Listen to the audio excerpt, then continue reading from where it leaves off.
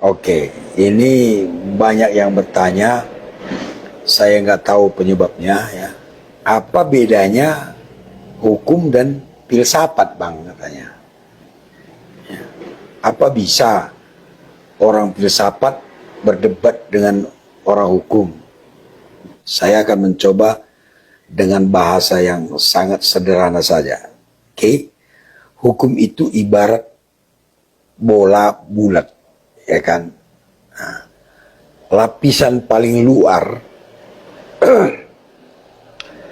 lapisan paling luar dia itu adalah hukum positif, ya, hukum yang tertulis, peraturan-peraturan, undang-undang, ya, pasal-pasal, itulah yang paling luar.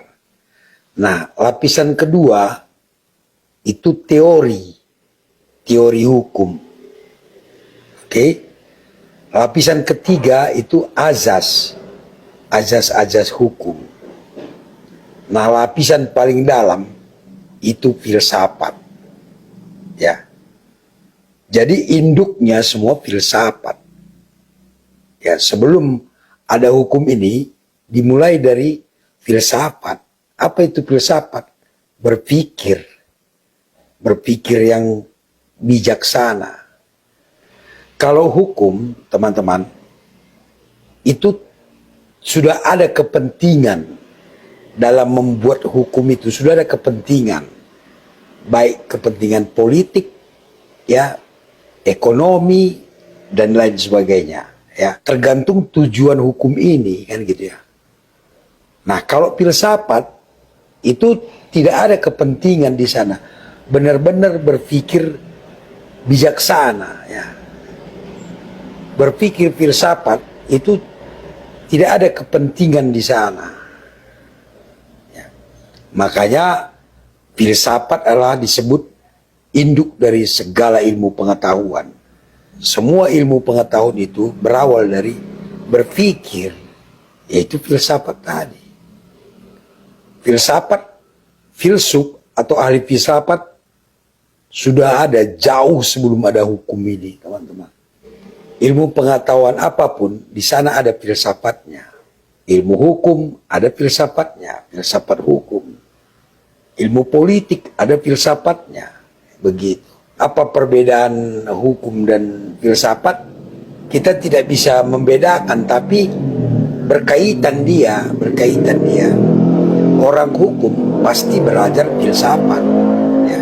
Sederhananya begini, hukum tidak mungkin membahas filsafat, oke? Tapi filsafat bisa membahas hukum. Ya, menilai hukum itu bisa dengan cara berpikir seperti filsuf. Ya, menilai hukum melalui filsafat. Tapi filsafat tidak bisa dinilai oleh hukum. Ya, begitu juga ekonomi. Ekonomi ini bisa dinilai melalui filsafat.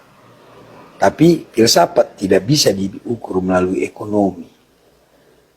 Tadi saya jelaskan lagi bahwa filsafat adalah induk segala ilmu pengetahuan. Hukum adalah ilmu pengetahuan, ya kan? Bagaimana kalau berdebat antara filsuf dengan ahli hukum? Ahli hukum tidak mungkin dia menilai filsafat. Tapi ahli filsafat bisa menilai hukum. Mudah-mudahan ada sedikit gambaran, ya. Tetap bersama Bang Beni, kita menambah wawasan, membuat kita lebih kritis di dalam hukum. Salam buat saudara-saudaraku, mulai dari Sabang sampai Merauke, dari Aceh sampai Papua, ya. Kalau kita berpikir filsafat, maka dari Aceh sampai Papua bisa menjadi sederajat. Ya, itu dia.